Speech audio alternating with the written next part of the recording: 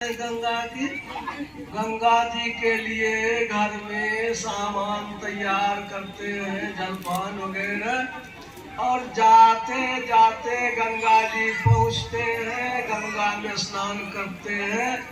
डुबकी लगाए तो भक्ति हो गई पूरी, यानी कि गंगा में डुबकी लगाए तो गंगा जी की भक्ति हो गई पूरी। ठीक इसी तरह से ईश्वर की भक्ति में ईश्वर का दर्शन हुआ तो हो गई भक्ति पूरी। लेकिन भक्ति शुरू कहाँ हुई? जब से ही मन में ख्याल आया कि मैं गंगा जी की भक्ति करूं, तो गंगा जी के पास जाने के लिए तैयारी शुरू किए, भक्ति शुरू हो गई। जब से ही हम जलपान की तैयारी करने लगे, भक्ति शुरू हो गई।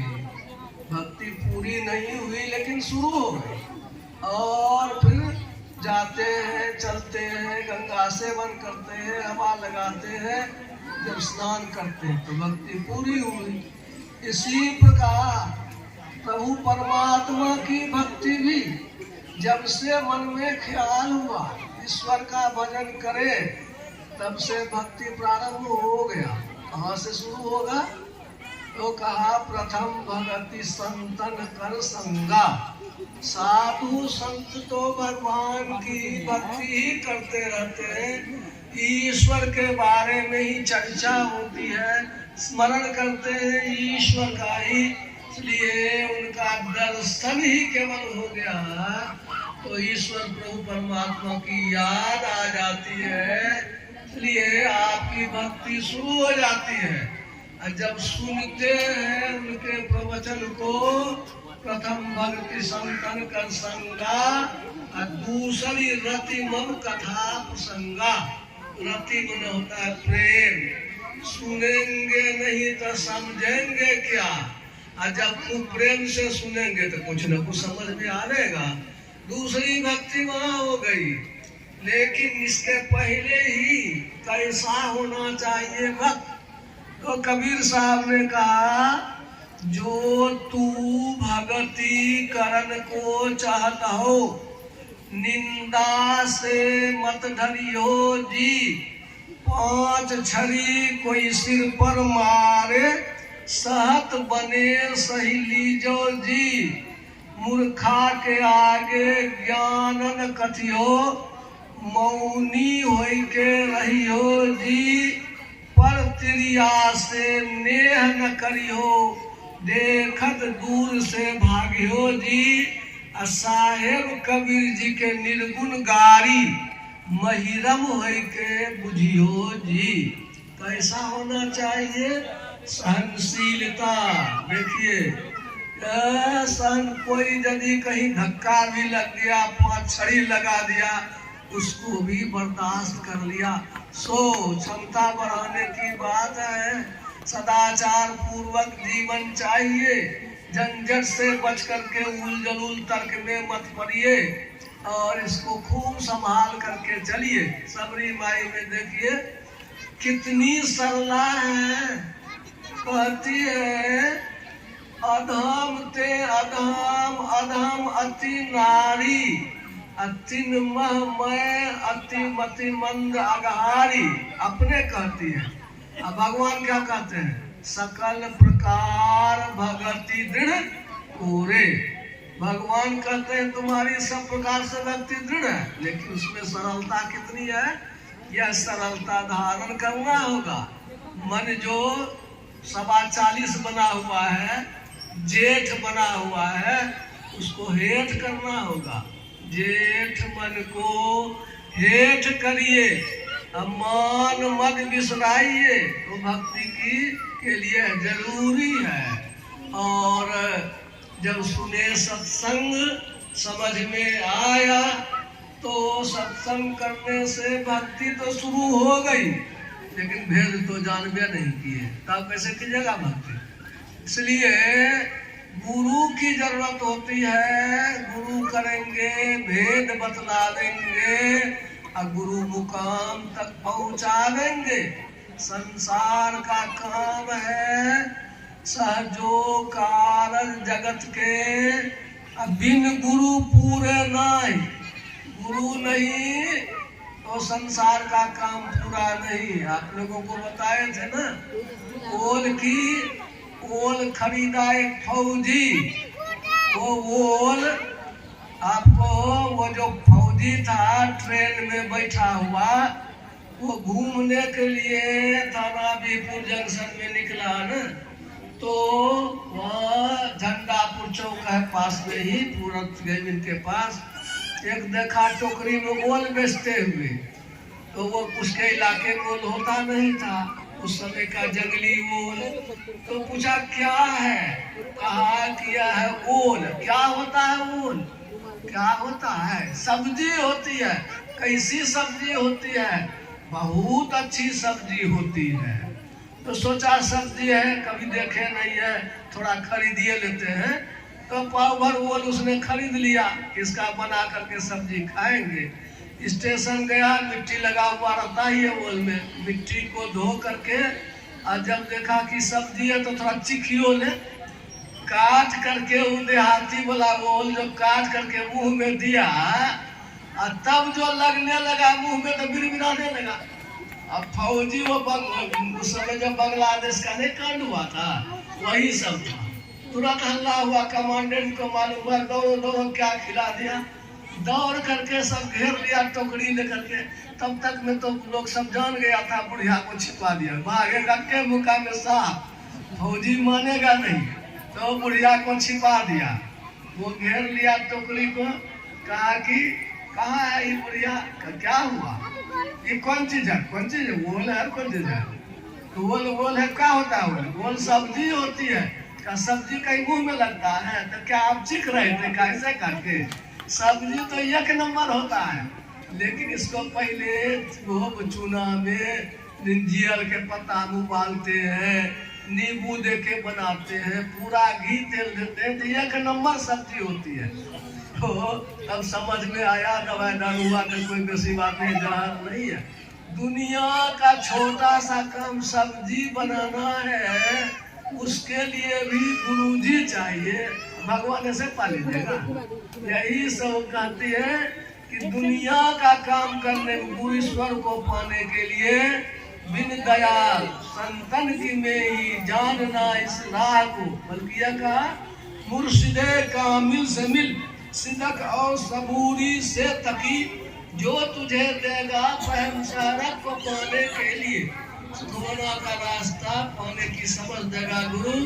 जब आप उसके पास जाएंगे, मिलेंगे, उसकी सेवा करेंगे, अहंकार रहित होकर के सेवा करेंगे, तीसरी भक्ति, फिर ईश्वर का गुणानुवाद करेंगे तो मन भर जाएगा, प्रशंसा करेंगे, उनकी स्तुति करेंगे तो आगे मन और लगेगा। अब तक ये चौथी भक्ति हो गई। अब पांचवी भक्ति हो गई, मन को एक ओर करना। मन भागता है शब्दों पर, वो सोचता ही रहता है। आंख बंद करते हैं, ध्यान पर बैठते हैं, कोई बात आया, कोई बात आया, कोई बात आया, बातें पर उड़ता है। वो पैर उसको मन पर नहीं है, वो सब्जे है घोड़ा, सब्जे पर चढ़ करके मन भागता है। इसलिए मन को रोकने के लिए पहले एक शब्द पकड़ाते हैं जो गुरु ने बतलाया, उसका नाम मंत्र है। और एक रूप का ध्यान किया, आंखें भी दर्शन करती है। एक रूप ईश्वर संबंधी रूप होना चाहिए, पवित्र रूप होना चाहिए। गुरु का रूप हो कि किसी देवता का रूप हो, संत मत में प्रतिबंध तो नहीं है, लेकिन ईश्वर तुल्य रूप की हम उपासना करते हैं। मन एक और होता है, और सभी रूपों का जड़ है, मूल है, बिंदु। वो जब पहले भीतर में मन आया, अंधकार में ठहरा, फिर रूप में ठहरा, और रूप में ठहरने के बाद बिल्कुल छोटा, अनुभूते अनुरूप ब्रह्म संग, सहज ही सूरत मिलाई। सूरत को छोटे से छोटे रूप के साथ में मिलाना, यह जो है दृष्टि साधन है। दृष्टि की रेखा निकलती है, वो एकदम पतली होती है, बाईं आंख की धारा दाई आंख की धारा, ये पतली धारा जो है रेखा के समान है। दो रेखा जहाँ मिलती है उसी को कहते हैं बिंदु। तो वो दो रेखाओं को मिलाना, वो कहा दो नैन बीचों बीच सन्मुख, एक टक देखत रहो, आप ही वह बिंदु झलके पट गिरा देखत रहो। बीचों बीच और फिर सन्मुख, वहाँ कैसे देखना है? अधः उधर बाएं दाएं पिछू पांचों त्याग, खष्ट बीचों बीच एक निशान दृष्टि की लाग। दृष्टि का निशान बनता है। भजन भेद देने में लोग कहेंगे बहुत दिन तक प्रयास करेंगे तब न झलकेगा। पूछिए भजन भेद जो दिया है झलका नहीं झलका? ठीक से करेंगे तो भजन भेद एक समय झलकता है, स्थिर नहीं रहता है, मन चंचल हो जाता है। लेकिन यदि ठीक से करेंगे तो जरूर देखेंगे, और उसको फिर स्थिर करना है, रोकना है। यह है दृष्टि का साधन। कैसे है? जैसे कि रस्सी पकड़ करके ऊपर चढ़ते हैं, पेड़ पर जब कुआं से निकलते हैं रस्सी लेकर के, तो रस्सी जो है पकड़ते हैं तो रस्सी तन जाती है। यदि मजबूत रस्सी नहीं है तो झूले जाएगी, और मजबूत रस्सी है तो तन जाती है, और उस ऊंचे शरीर का वजन वह ले लेती है, उसके सहारे कुआं से बाहर निकलते हैं। ठीक इसी तरह से दृष्टि तनती है, तन जाती है दृष्टि। वो तनी हुई दृष्टि ही है चकवाता। एकदम तनी हुई दृष्टि धीरे धीरे होती है, जोर जबरदस्ती नहीं। सहज सहज श्रुति अधर चलन को सदगुरु को फरमान पूरन काम, वो सहज भाव से दृष्टि को बनाना है। कैसा बनाना है? कि सब जगह का ख्याल सिमट करके आंख में चली आवे। जैसे सोते वक्त सब तरफ से ख्याल आंख में आ जाता है, शरीर खटिए पर है, हम लोग भीतर में चले जाते हैं, इंद्रियों के घाटों से हट जाते हैं। जिस तरह से सपने में हट जाते हैं, यह योग की क्रिया है। आप भी अपनी दृष्टिधारों के सहारे इंद्रियों के घाटों से मन को हटा करके अपने अंदर ले जाए तो इंद्रियों की शक्ति खत्म हो जाती है, और आप भीतर में ठहरते हैं तो नीचे नहीं गिरे, ऊपर की ओर उठे। जैसे अनाज का ढेरी पसरा हुआ है, उसको समेटते हैं तो ऊपर की ओर उठता है, वैसे ही मन की धारों को समेटेंगे तो ऊर्ध्वगमन होगा, उस तल से ऊपर उठेगा। इस तरह से आवरण का भेदन होगा, आप जाएंगे ऊपर की ओर। तनुमाज फूटी फूटी ऐते पचरंगवा हो, बिजली छटकी तेता नहीं भी है, तब भी हमारी शक्ति बढ़ती जाती है। अपने अंदर में ठहरने का अभ्यास बढ़ता है, चेतना को इंद्रिय के घाटों से हटाना, यही है दमशील होना। ये छठी भक्ति है। ये भक्ति की प्रारंभ इसीलिए मजबूती आती है दमशीलता में। जब तक दृष्टि मजबूत नहीं तब तक दमशील नहीं, तब तक भक्ति आप आगे बढ़ नहीं पाएंगे। मानस जब मानस ध्यान, इससे शुद्धिकरण होता है।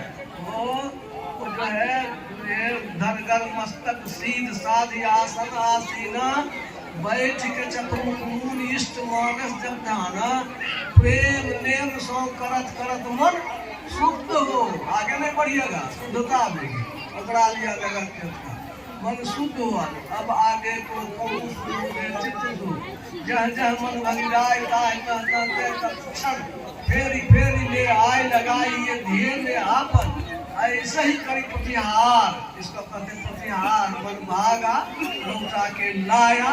ये प्रतिहार में हारना नहीं है, हारिएगा तब तक गड़बड़े हो जाएगा।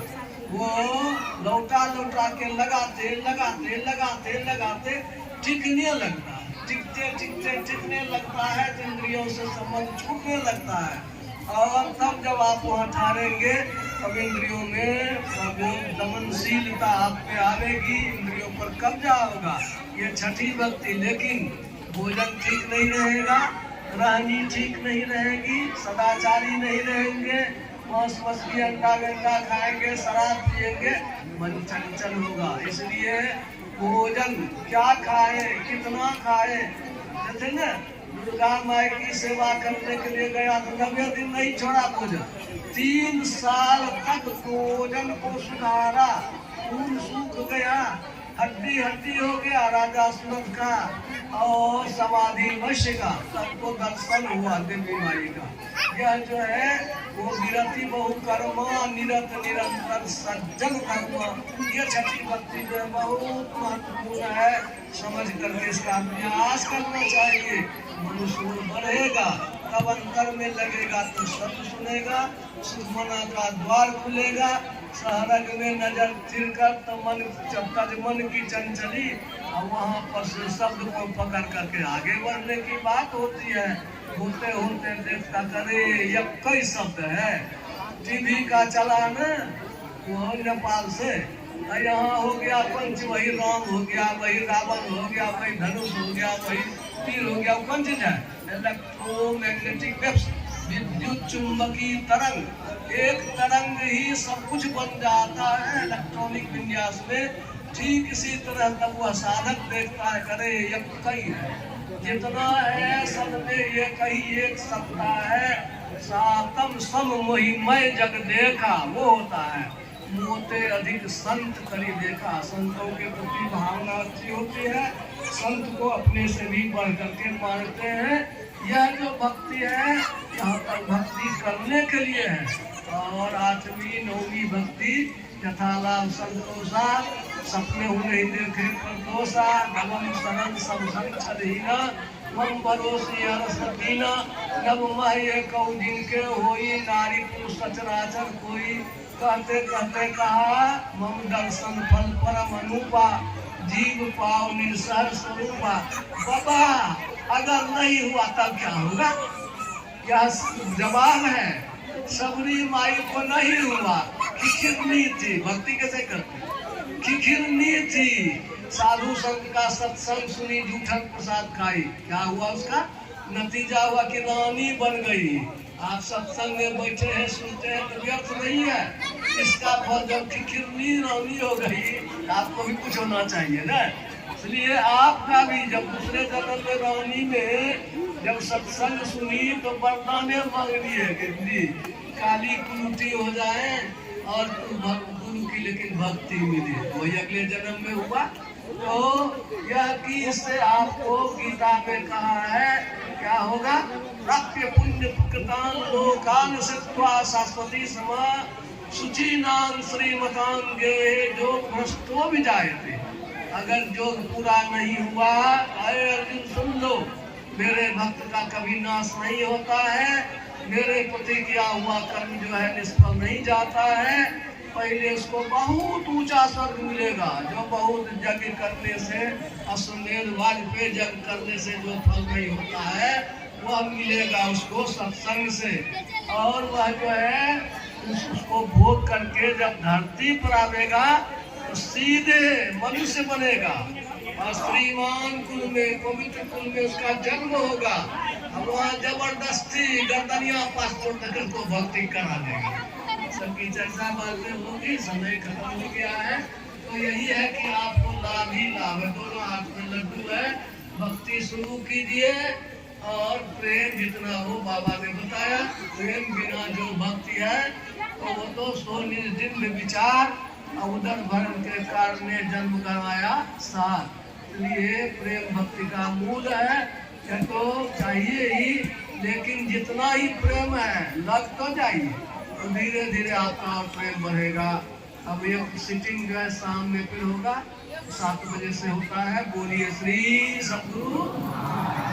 आप लोग इस तरह से सत्संग में आते हैं, इसके लिए गुरु महाराज से प्रार्थना है कि आप लोगों का मन इसी तरह सत्संग में लगा रहे। गुरु के सब धन्यवाद है।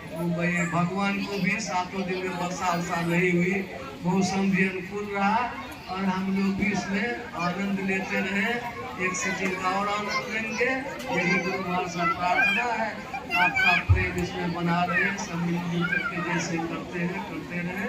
बोलिए श्री सद्गुरु महाराज श्री सद्गुरु महाराज जी की जय। अभी हम लोग पूज्य बाबा से बहुत ही सुंदर ढंग से प्रतिपाद विषय पर सरल भाषा में हम लोगों को संबोधन किए।